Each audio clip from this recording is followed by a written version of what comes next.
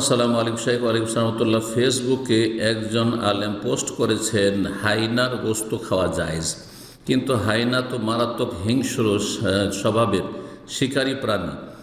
তার শরীর থেকে অত্যাধিক দুর্গন্ধ বের হয়। আসলে কি হাইনা খাওয়া জায়েজ? হাইনাকে আরবিতে দাবউন বলা হয়, দদ বা আইন। তো এই দাবউন মানে হচ্ছে হাইনা। আমরা যখন ছোটোতে পড়তাম তখন আমাদের ওস্তাদেরা উর্দু মিডিয়াম পড়াইতো আর বলতো, সেটাকে বাংলা বুঝিয়ে দিত আমাদেরকে যে বিজি, কিন্তু এটা বিজি না, এটা হাইনা। দাবউন মানে হাইনা। হাইনা খাওয়া জায়েজ কি না, এই ক্ষেত্রে আমি একটি ফতোয়া আপনাদের সামনে নকল করি। বলছেন, ইখতালাফ আহলুল ইলমি ফি হুকমে আকলি দবে আলা কওলে। ওলামা ইকরামদের দুটো মত রয়েছে যে হাইনার গোস্ত খাওয়া জায়েজ কি না। প্রথম উক্তি হচ্ছে আত-তাহরিম, হারাম, হায়নার গোস্ত খাওয়া হারাম। ওহ কওলুল হানাফিয়া, এটি হচ্ছে হানাফি মজহাবের উক্তি বা ফতোয়া। তাদের দলিল সহিহ মুসলিমের হাদিস 1932, আবু সালাব আল খোসানি রাদিয়াল্লাহু তাআলা আনহু বর্ণিত। তিনি বলছেন, আন্না রাসূলুল্লাহ সাল্লাল্লাহু আলাইহি ওয়াসাল্লাম নাহা আন আকলি কুল্লি যী নাবি মিনাস সাব'। রাসূলুল্লাহ সাল্লাল্লাহু আলাইহি ওয়াসাল্লাম এমন পশুর গোস্ত খেতে নিষেধ করেছেন যার খাড়া দাঁত রয়েছে। জিনাব, খাড়া দাঁত রয়েছে। মিনাস সাবআ, হিংস্র পশু থেকে। হিংস্র পশু আর তার খাড়া খাড়া দাঁত রয়েছে। দেখেন, যেমন বিড়ালের, কুকুরের খাড়া খাড়া দাঁত রয়েছে, শৃগালের, খেকশিয়াল, এইরকমই হাইনা। তো খাড়া দাঁত রয়েছে এমন পশু, আর তা সাব, হিংস্র, মানুষের আক্রমণ করে দেয়। তো এইরকম পশুর গোস্ত খেতে নিষেধ করেছেন। আর এই দলিলের ব্যাখ্যা হচ্ছে যে যেহেতু হায়না হচ্ছে খাড়া দাঁত বিশিষ্ট পশু আর হিংস্র পশু, সুতরাং তার গোস্ত খাওয়া হারাম। আর একটি রওয়ায়াত রয়েছে খোজাইমের জাজা থেকে, বলছেন, সালতু রাসূলুল্লাহ আন আকলি দাবয়ে। রাসূলুল্লাহ সাল্লাল্লাহু জিজ্ঞেস করলাম হায়নার গোস্ত খাওয়া সম্পর্কে। ফাকাল আওয়ায়া কুলু দাবা আহাদুন, হায়নার গোস্ত আবার কেউ খায়? ওয়াসাল তোহানি জেবে, আর তারপরে নেকড়ে বাঘের গোস্ত খাওয়া সম্পর্কে জিজ্ঞেস করলাম। ফাকালা আওয়ায়াকুল জেবা আহাদুন ফিহে খাই, এমন কোনো ব্যক্তি আছে যে নেকড়ে বাঘের গোস্ত খেতে পারে যার মধ্যে কল্যাণ রয়েছে? কোন কল্যাণ নেই যদি কেউ খায়। ইমাম তিরমিজি হাদিসটি তার সনানে তিরমিজিতে বর্ণনা করেছেন, 1792 নম্বর হাদিস। কিন্তু এই হাদিসটি সম্পর্কে ইমাম তিরমিজি বলছেন, হাজা হাদিসুল্লাহ ইসনাদুল কওয়ি, এই হাদিসটি যদি সহি হয়ে যেত তাহলে স্পষ্ট যে হাইনার গোস্ত খাওয়া হারাম। ভালো মানুষ কি খেতে পারে যার মধ্যে কল্যাণ রয়েছে? জি, তো এই হাদিস আল্লামা আলবানীও হাদিসটিকে জয়ীফ বলেছেন, জয়ীফ তিরমিজিতে নিয়ে এসেছেন। এটি একটি মত। জি, তবে এই মতটিতে সতর্কতা রয়েছে যে আমরা সন্দেহের ঊর্ধ্বে থাকলাম। দ্বিতীয় মত হচ্ছে আল হিল ওয়াল ইবাহা, হালাল, হাইনার গোস্ত খাওয়া হালাল, মুবাহ জায়েজ, যদি রুচি হয় কেউ খেতে পারে।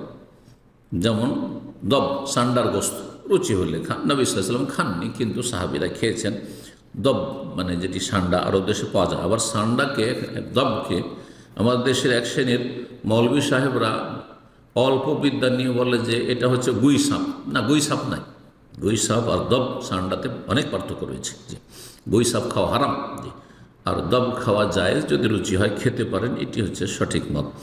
এখন দাবউন যেটি হাইনা হালাল, দ্বিতীয় মতে ওয়া কাউলু আকসারিল উলামা, এই ফতোয়ায় বলা হচ্ছে অধিকাংশ আলেমদের মত যে সেটা জায়েজ, হালাল।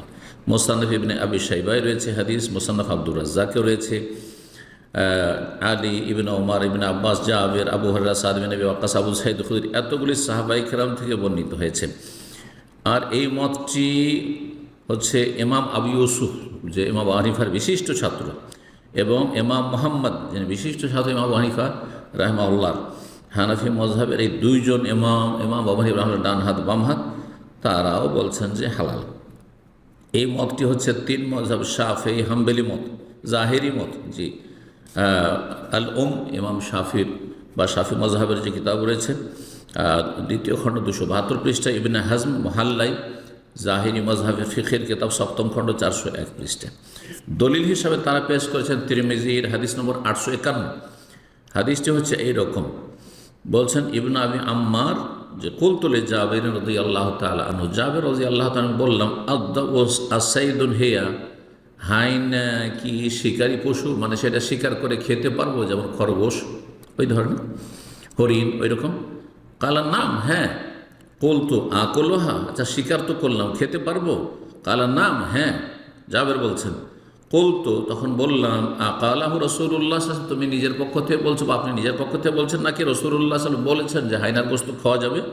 কালার নাম, হ্যাঁ বলেছেন রাসূলুল্লাহ সাল্লাল্লাহু আলাইহি ওয়াসাল্লাম। তিরমিজির হাদিস, আল্লামা আলবানী ইরওয়াউল গলিল 2494 নম্বর হাদিসটিকে সহিহ বলেছেন। জি, তো এই ছিল দুটো মত। আর তারপরে যারা হালাল বলেছেন তারা, যে হাদিস সহিহ মুসলিমের যে খাড়া দাঁত এবং হিংস্র পশু যদি হয় তাহলে সেটার গোস্ত খেতে নিষেধ করেছেন, তারা জবাব দিয়েছেন, বলছেন যে তারা জবাব দিয়েছেন ভাই যে কাউলু বেতাখসিসিদ দাব'i মিন উমুমি হাদিসে তাহরিম কুল্লি যী নাবি মিনাস সিবা, এমন হিংস্র পশু যে খাড়া দাঁত বিশিষ্ট সেই রকমের পশুর গোস্ত খাওয়া যে হারাম, হাদিসটি সহিহ মুসলিম 1932 নম্বর। তার জবাব বলছেন যে দাব মানে হাইনার পশু হচ্ছে এই বিধান থেকে স্বতন্ত্র বিধান, মানে ইস্তিসনা, যে খাস বিশেষ হুকুম। আর খাস করার দলিল জাবের রাদিয়াল্লাহু তাআলার হাদিস, তিরমিজির হাদিস। জি, তো অন্য অন্য হিংস্র পশু খাড়া দাঁত বিশিষ্ট যদি হয় তো সবগুলি হারাম, একমাত্র হাইনা ছাড়া। এটি হচ্ছে শাফি আর হাম্বলি মত। জি, আর কেউ কেউ জবাব দিয়েছেন যে হাইনা আসলে হারামের অন্তর্ভুক্তই হচ্ছে না, যেভাবে জবাব দেওয়ার প্রয়োজন হয়েছে, কারণ সেটি হিংস্র পশু, মানে মানুষের উপর আক্রমণ করে না। তার দাবি করেছে মানুষের উপর আক্রমণ করে না, কিন্তু অনেকে বলছেন যে মানুষকে একা পেলে আক্রমণ করে দিতে পারে। তো যদি এমনটা হয় তাহলে তো হিংস্র। জি, এই মর্মে ইবনুল কাইয়িম রাহিমাহুল্লাহ ইলামুল মুআক্কিয়িন 2য় খণ্ড 136 পৃষ্ঠায় বলছেন, ইন্নামা হারামা মাশতামাল আল ওয়াসফাইন, দুটো বৈশিষ্ট্য যদি থাকে তাহলে সেই পশু হারাম। আইয়াকুনা লাহু নাব, এক বৈশিষ্ট্য হচ্ছে যে খাড়া দাঁত বিশিষ্ট, আর দাঁত দিয়ে খাড়া দাঁত বসিয়ে দেয়, যখন কোনো পশু কোনো কিছু শিকার করে খায়, খাড়া দাঁত বসিয়ে দেয়, দিয়ে ধরে। ওয়াইয়াকুনা মিনাস সিবা, আর যেন হিংস্র পোশাল আদিয়া বেততা, প্রাকৃতিকভাবে এমন হিংস্র যে মানুষের আক্রমণ করে দেয়, যেমন কাল আসাদ, সিংহবাগ, ও জেব, নেকড়ে বাঘ, নামের চিতাবাঘ, এইরকমই যেসব শ্যালাবাঘ, তো এই সমস্তগুলি হচ্ছে শ্রীগাল, এসব হারাম।